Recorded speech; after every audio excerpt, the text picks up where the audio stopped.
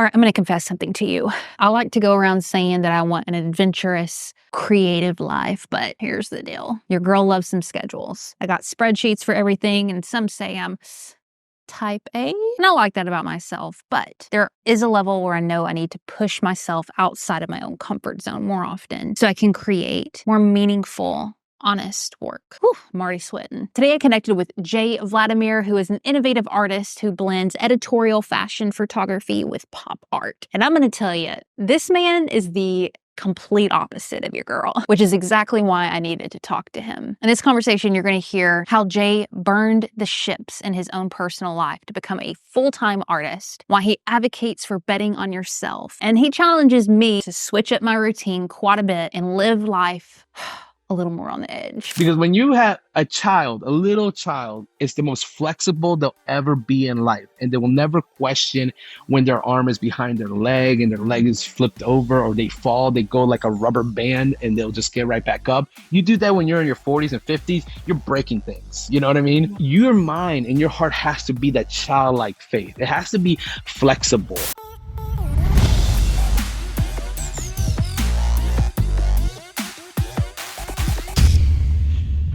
All right, y'all, we got J.Vladimir on the show with us today, who is a brilliant artist, photographer, who has an unconventional story. This wasn't in the cards for him all along. He didn't wake up. Tell me if I'm off on this, Jay, but as a little boy, I'm going to be a photographer one day. This is going to be my life's passion. You had some other goals, some other ambitions, but thank God that the road is curvy and leads us where we need to go because you've landed somewhere really cool. I got a freaking ton of questions for you, dude, in a short amount of time, but it's just an honor to have you on the show. Thanks for spending some time with us. Thank you, and an honor for me to be on your show. I'm excited. I'll tell you what. All right, so you wanted to be a model back in the day. Let's start there. Tell me all the things. Oh man. So okay, my family's like down South Florida. I'm in Orlando, Florida. But they're very old school, just work. You get, you go to school, you open a business, you just make that, how we call it, that cheddar, make that money and live a life, Your right? family literally say cheddar. Well, I was say like, it, that's but I compare badass. it. Yeah, I know. They say other creative words in that. I'm paraphrasing. But anyways, so my pops, he works in underground development and he works in like sprinklers and like pipelines and like he does all kinds of stuff crazy. So I did a couple of like summer jobs for him and stuff and I was good at it. But I always say to people, and especially even for me, is that somehow, I don't believe in luck. I just believe in opportunities and focusing on that direction, and luck happens because you're always trying, nope, that doesn't work. That doesn't work. That doesn't work. And that creates it.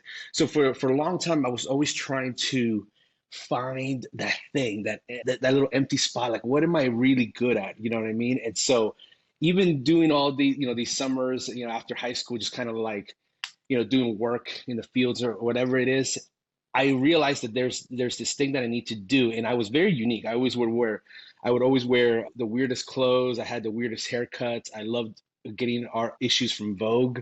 But I was just your normal dude, but I was so intrigued in fashion and all those little things. So one day I just come up to my pops and I'm like, listen, I have an idea. I'm just gonna, go to New York, just try it out. I had a guitar, a bag. I wanted to be a model, but I kind of did it like let them know I want to be a model, like almost like, I gotta keep the, New York for fun. Yeah, I'm just gonna go to New York for no reason. And so I just told all my friends that I'm heading out to New York right after school. It's just like right after high school, it's just like kind of head out there. So in 2001, I grabbed my bag, went to Manhattan, and like just started living a life.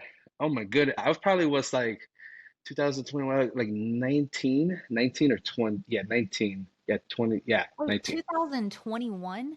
2001. I was about to pass out. I'm like, oh my God, you're a baby. No, You've done so much in 2 years.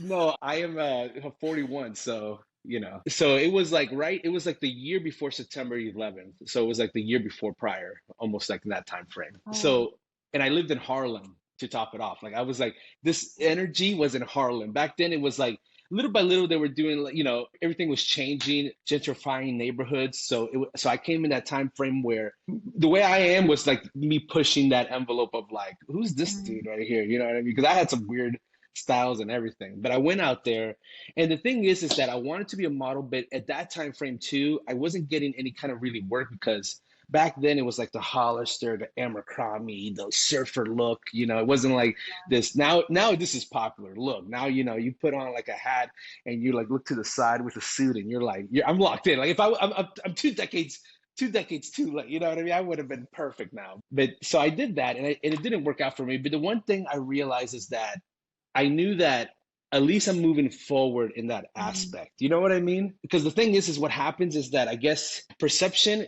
is becomes our reality, and most of us, our perception is dictated by people.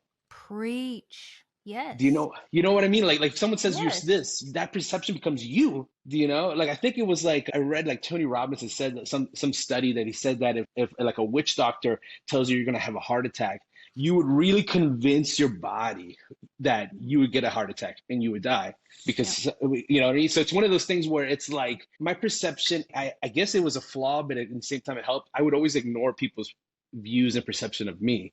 Like I wouldn't pay Mm. attention. I don't know if it was an ego thing.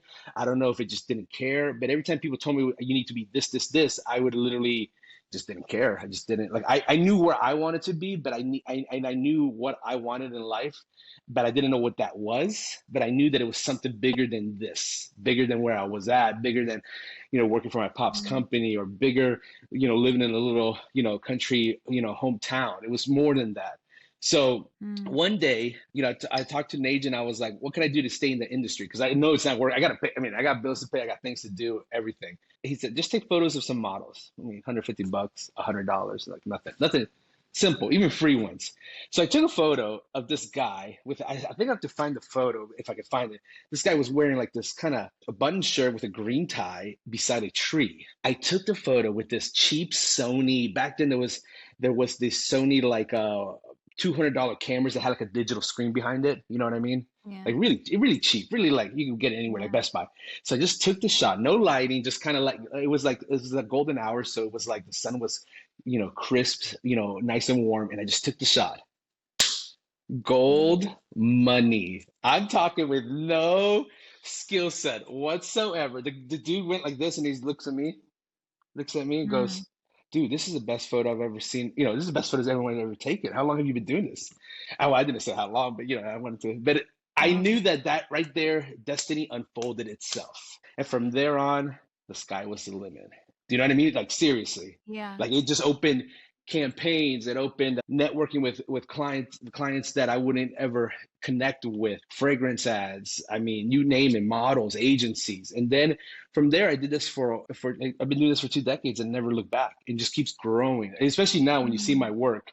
Now it just keeps on developing more and more. It's because the thing is that once that crossroad happens, once like the intersection of like destiny and yourself meet, there's those Mm. options where it's that cheesy phrase we always hear. It's like opportunity knocks once, blah blah blah. You Right. always hear it, Right. but the reality is the reason why you hear it because it's true. Yeah. Everyone can honestly relate, and they've hit that crossroad. The problem is have you said yes to the status quo, or have you decided? Have you Right. let the perception of people be like, "No, that's not for me. I'm getting too old. I got kids. Blah blah Preach. blah blah." You know what I mean?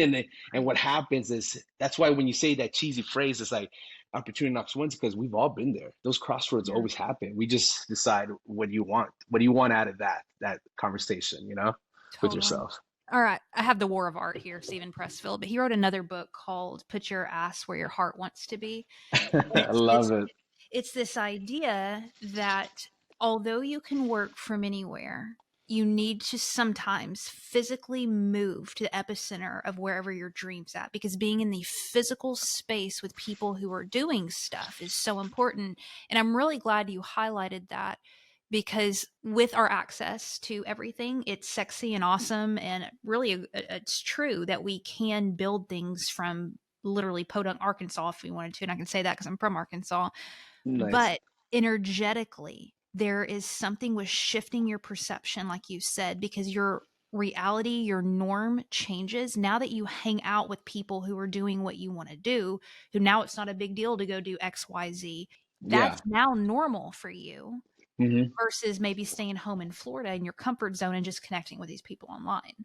Before we kind of move forward with where you took your career and some lessons learned with that, I want to look back again back to Florida. I was just on a call a moment ago and somebody confided in me, and I've felt the same way before, that sometimes when you have that spark of like, I want something different, there's also a level of guilt sometimes that can come, or Mm, whether it's self-imposed or people are like, well, what's wrong with this? Jay, like, what's wrong with their, life here and yeah. stuff like that. I mean, how do you kind of wrestle with, or did you at all, wanting something more and making changes because you're sacrificing relationships back home and they're not going to see you as much? Maybe people don't understand. Like, how do you balance, I guess, not feeling guilty for wanting to be ambitious and pursuing it without reserve? Without reserve, without feeling, oh, that's good. That's a good question.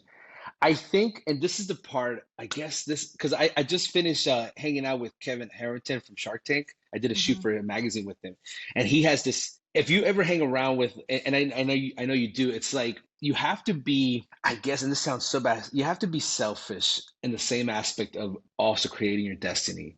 As much Hmm. as you want to help people, you have to be almost a wolf in a way. Do you know what I mean? And a mentor told me this a long time ago.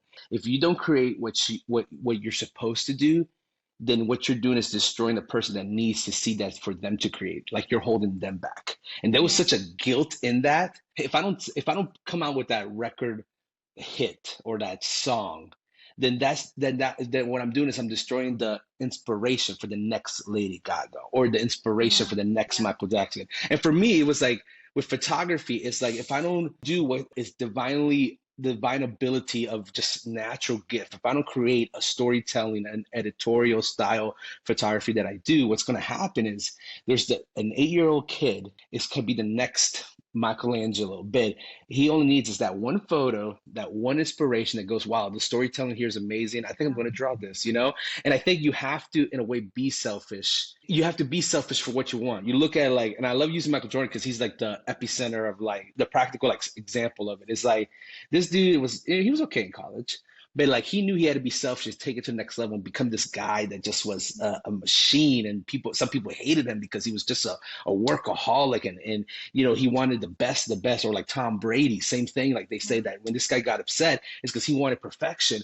It's because they get it. You have to be a little bit selfish, a little bit of that wolf under sheep's clothing. Because if you don't do it, that's saying like no one's gonna eat. If you're not working out there, no one's gonna eat it. And I mean that like in a just internal sense. So I feel like that's the best way to describe it. And I know it sounds so bad, but you can't be a people pleaser when you're creating foundational things. Do you know what I mean? Yeah, what come up for me when you said that is not a selfish thing. It's broadening our lens of what our impact is and seeing Mm, something broader, because I have a very narrow view where I think like, oh, well, these people I've always known, or this one way of life, as opposed to looking at something more from a God's perspective of like how big possibility is and how big the ripple effect actually is and how big your impact can actually be if you let go of your own limited narrative around what yeah, that should look like. But yeah. anyways, getting philosophical on you, but that's what we do here. I want to move forward. I So you love have it. you have this innate talent, this moment of you're like, oh my God, I'm a great photographer. I can do something with this. What you've done in 2 decades is insane as far as building your network and the caliber of people you're able to work with. And I know you've said before, you're not able to disclose everything that you've been able to do, but going from knowing no one in Harlem to working with people that you work with now, what were the first little steps that you took to start building that? One of the biggest steps is trust. When I started in this business, I treated people just like, hey, we just came out of college, or we just let's go have a beer after this, here to listen. I know it sounds so cheesy, but like I see you, you know what I mean? Me and you can hang out. And what happened is there's that trust factor. Because think about it, me and you in a level where we're now in media. I mean, we're talking to contenders. We're talking to people that are like Yeah. world shakers, you know what I mean? But the thing is they still want that those people still want to connect to the people like, hey, can we just chill? Just, Yeah. like just like back in high school. That never goes away. The only Yeah. difference is now it's harder because what's everybody's motive? You follow me? Like Yeah. because now we become this level. Same thing with me. I'm single, but it's hard when you're dating because I'm just trying to find that person that, you can take the top Yeah. off the Jeep and just ride to the beach. But now everyone, you don't know motives now because, we're Right. getting to a different level. So I think to me, trust is the biggest thing. I would even do this, and this is the sacrifice people don't do, is if you have let's say you meet a client, right? A lot of us are so focused on the numbers and the mission and like the execution that you forget like, why don't you do a pro bono and just spend your time where you're not, it's not about the money. You know, like for example, I remember a long time ago, I had a project where it was X amount of dollars for one day, right? But for some reason, the creative director didn't give me enough information. So you know what I did personally? I used my own gas, I drove my own vehicle, and I went to go see the guy, like on my time. Like this is not even paid. This is not on the bill. So hey, let me hang with you. Before we do this editorial shoot, I just want to hang with you, get to know a little bit. The best shoot ever because I was able to get him in his environment. And that's my sacrifice that I did because I felt like these are people, you know. And sometimes in life, I guess you could say it, you have to sacrifice your own pro bono, your own investing into people, because if you don't, you're gonna just, it'll be just a number. Or like how we always hear is like that corporation, they treat us like numbers. Imagine if the CEO of a huge conglomerate company came down to level 4 where you're working in your cubicle and said, hey, you want to grab a sandwich? I guarantee you, you're going to develop, you're going to research, you're going to create the most amazing stuff for that company. And so I felt like if I could do that with my clientele, not only am I going to get like the best photo, the best storytelling, but I'm going to get an ability of like a friendship. And that's what I'm saying. That's why I have people where, like I said, last week, Harrington was down in Tampa. We did a shoot. I gave him a big hug. I said, it's been a couple of years. And those photos came out incredible because he was comfortable with me. You know, he knows, hey, man, we're doing this, making it happen. And he's a Shark Tank like, you know, other. Like for other people, he's intimidated. For me, he's a friend. Yeah. But those, that's the biggest advice I could say when you start a career is become like, you become like a, you know, a pro bono, spend more time, even if it's a $200 shoot or $200 project, you're like, man, I'm wasting money doing this. Make a couple phone calls, go hang with them, come 2 or 3 hours early, just out of your time. So regardless if it's only $200, what you're doing is you're creating a global impact in their lives. And you never know. I have friends that when I did their headshots, now they're owning humongous corporations. And guess who they're calling? Guess who they're calling? Yeah. You know what I mean? Because it's like Yeah. we've built that. So that's the best advice I have. So What would you say, looking back over these 2 decades, is your unique superpower? hmm. My unique superpower would be I have a very strong belief of like betting on yourself. And I tell this to maybe some people that, you know, are in my circle is that since day one, I am the guy who says you burn the boats. You burn the boats, you bet on yourself. There is no plan B. And I take that risk. That is the only thing I know for a fact in me that's hardwired. That is like taking the risk and saying, if I was playing blackjack, this is it. This is the number that I have. This is the deck. This is the chance that changes everything. Because I did that even if you look at it when I went to New York, I didn't know anybody out there. I just went out there. I betted on myself on that aspect. I truly, truly, truly, truly believe in myself. I have to because there is no plan B. I can't see myself working, in a bank or a cubicle, it's just not my world. And so what happens is there's something magical that happens in that aspect when you bet on yourself is like that you make this thing right here, this brain go on overdrive to be sure that can be possible. Because it is, it's like this. It's like best way is like an example. Like if you wanted to, right? If you needed $20 and you have no money, I guarantee you by you just connecting and talking to people, you can find a way to get those $20, right? Right. You could. Right. Now look at those $20 as like your dreams. There is a way. You just, they say that your brain could be your worst enemy or your best friend. And that it is true. You can really fine tune that, but you have to start within your soul. You have to believe in that. You have to believe in that kind of ability. And I do, I bet on myself and I tell people you should do it. Take the risk. If you got to move, if a door closes, then, kick it open, whatever it takes to survive in the aspect of your creative ability. And I say creative, but it could go in any way. It could be a writer. It could be, it could be even if you wanted to be a CEO of like a JP Morgan, you know what I mean? If those are your goals, nothing should stop you. That's why I like watching these shows like Succession and all these like building shows, because in a way, all the main characters, they do believe in themselves. They do in that aspect. And it's like, it's funny because I think that's the formula. That's the secret weapon that we all have. It's like, if someone told you to do this, could you do it? And if you do, and if you are going to create that, do you have enough confidence, enough ability, enough ability to make that happen? Recently, what is the most recent example of you betting on yourself?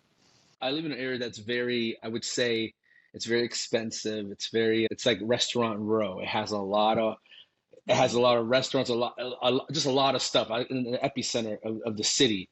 It's very expensive. Bills are expensive. Everything is just super. I mean, it's not cheap. But that's me betting myself because I look at my numbers and I look at what I make and I'm thinking, man, I'm like, we're cutting the edge there. But the funny part is that this is again that risk taking. I know I have the ability to make that talent. I lived in New York and it was the same thing. Living in these areas in New York where you're like, because what happens is I always say this, for every natural law, there's a spiritual law.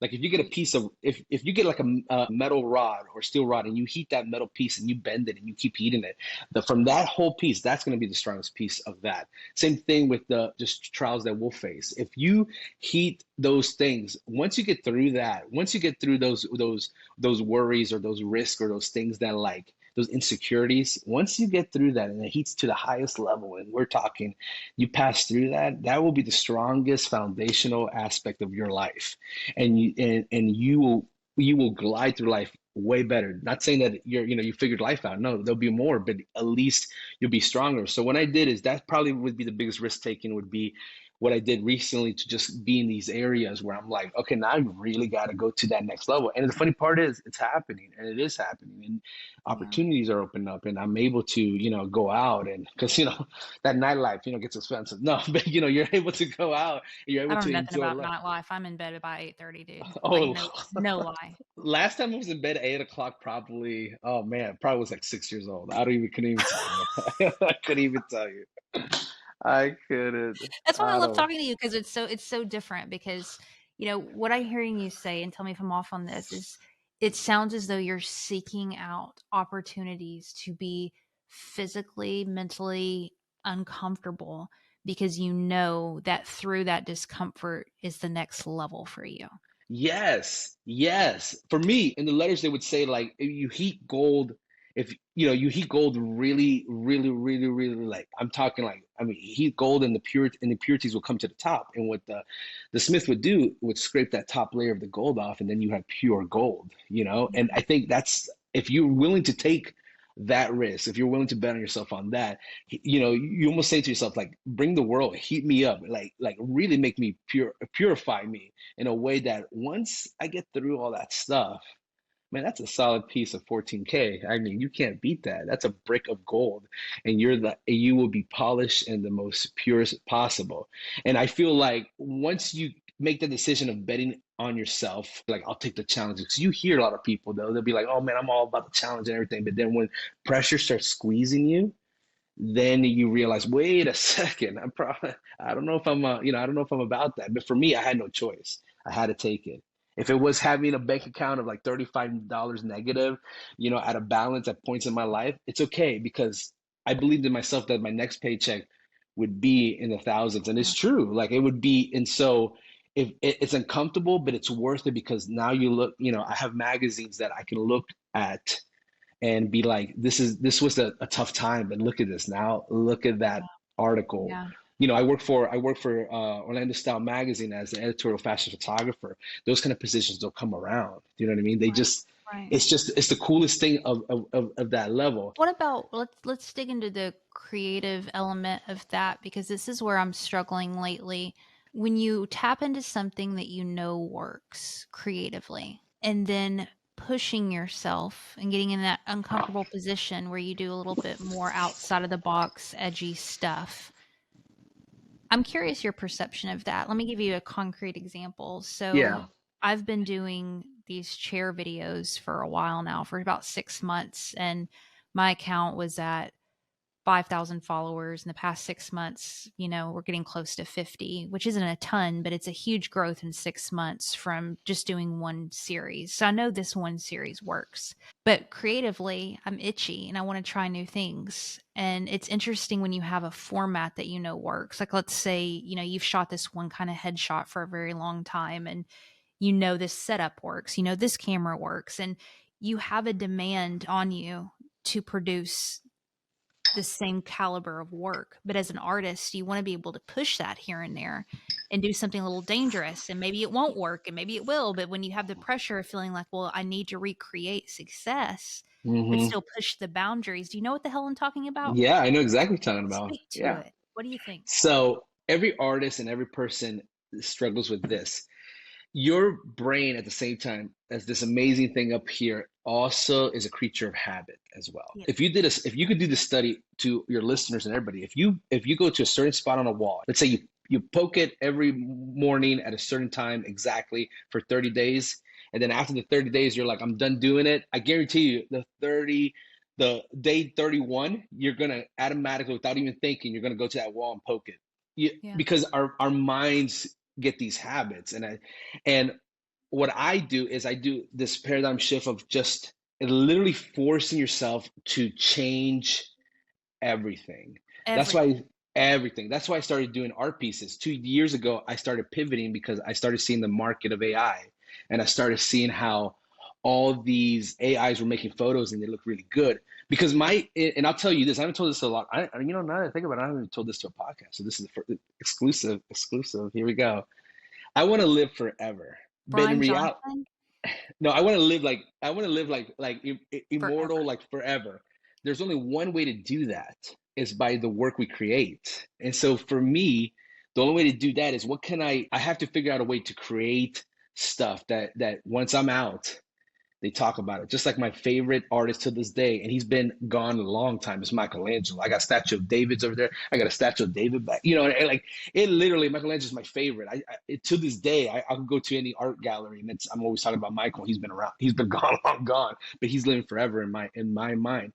And so what I always tell people is change everything. So 2 years ago, AI came around of like doing all these photos. So I said I need to pivot. I need to do like what they call in the industry, pivot, change the genre of whatever. And so what I did is I took photos, I put them on canvases, I painted over them like a Jackson Pollock style. I added resin, I did all these crazy things, and now I'm selling and creating art pieces that are in galleries now, like That's pieces that so are nice. literally, yeah. And that was just because I had to change the narrative and not get comfortable. If you do something more than 3 times, if you like, for example, right now we're talking, right? You have the light at a certain angle for you, right? Yeah. Okay. Next podcast, force yourself to put that light some other angle where you No, have to this kind of. this like makes my skin look good. Look. But you get what I'm saying? Yeah. Automatically, without talking about it, you already shut the idea off, right? Well, let me push you on that. So I'm in a little Voxer group with some friends who are short form content creators, and we just pick each other apart and like all the micro details of the Yeah, yeah, video yeah. because we're trying to get better. And so that there's this repetition where you get into the micro gritty of getting really, really good. You can be good at something, but I want to be great. Yeah. And greatness means doing 400,000 photos, right? You have to make and make and make and make. So I hear Hmm. what you're saying about changing things up, but sometimes I don't feel like we do things long enough to get really great at it because we don't have repetition. Does that make sense?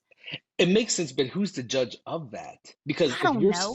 if your standard is like we're not great at it, but you're literally, God's standard was up here, like where you at? You follow me? Like Yeah. we sabotage our ability, our human ability. For perfect example, if I asked you 10 years ago, are you better now than 10 years ago? So much. So much. Exactly. Who created that standard? It wasn't you. You just kept elevating it. You follow me? Yeah. So for me, every photo I take is never the same because I force myself to go differently. I have mood boards. I have so many pictures of just examples. I try to push myself, Mm. and that's how you do. Like the athlete that says, "Hey, I want to start shooting with my left hand just so I practice, so I get better at it." And guess what? When he goes into the paint and he's not able to use his right, he can go to the left and bam to the next level. But it's like those micro adjustments is good, but like really changing yourself. Here's a good example. When was the last time you took a shower pitch dark, no lights whatsoever? You just jumped in the Oh, shower. like the other day. I love taking showers in Okay. the dark. It's a Okay. more like See? when did you take one in the light? I love it. Yeah. I hear you. I hear you. like changing little Yeah. things, and if you ask most people, they say, "Oh, I never. I've always had the lights on." Exactly, because or like, when was the last time you were barefooted for a whole day? I'm talking barefooted. You go I'm from outside. Arkansas. Yeah, yeah. So it's just changing little I things hear that you. are that for you is uncomfortable, but uncomfortable becomes the ability of growth. That's why when you had to in class and they said, "Hey, who has the answer?" You have to raise your hand. You know you felt uncomfortable. There's 30 kids in there, and you're raising your hand to answer a question. It's uncomfortable, but once you're in it, now you're building something within you. My table has wheels, and I purposely bought one so I can move all around the studio. I can move anywhere. I can do work facing the window. I can do work facing the kitchen. It literally, I did that on purpose because, again, when I'm editing, I want to change the environment. I'll force myself sometimes to go to a coffee shop, and I know there's going to be people there talking to me or Mhm. asking, "What am I doing?" Use your whole world as your discovery. Like, oh, I didn't know. How many times do you ever like talk to somebody, you're like, I didn't know that about me. Like when you walk Yeah, away. totally. Yeah. But it's, you changing Okay, it up. I'm gonna push you some more. So Uh-oh. here's where I struggle with this, and I love the direction this conversation's going because I hear you, I envy you. I think that's awesome, and I want to live a more curious. I know you like Chase Jarvis, right? You're a Chase Jarvis dude. Yes. I Yeah, emailed him when I started my career. I emailed him and he would email back to get a little bit of advice. I would message him before he did his creative live. This was back in the day when he was yeah. working in the field. It was crazy. That's so cool. Yeah, I heard that the other day. I love him. I love him, and just this idea of like, you know, approaching the world from like a curious, childlike, unattached. I mean, there's a very spiritual element to it that I'm very, very drawn to. Here's where I struggle, and I'm curious your perception. Your girl is also ambitious AF, like super ambitious in the sense where I am thinking about growth and productivity constantly. And a huge element of that is a very grown up approach to your work because you're thinking about, strategy, you're thinking about repetition with things and being on time and order. And so it's been very interesting for me to almost have two sides to myself where I have the type A driven Heather who gets up at 4:30, works out, reads, has her spreadsheets. I have one open right now and is thinking about my 10-year plan. And then this curious Heather here who's actually the artist and the creative. And I want her to take more of a seat. But it's interesting trying to figure out how do you move the ball forward with kind of I'm going to change all the time. I'm going to do things differently because I feel like growth requires more of the regimen.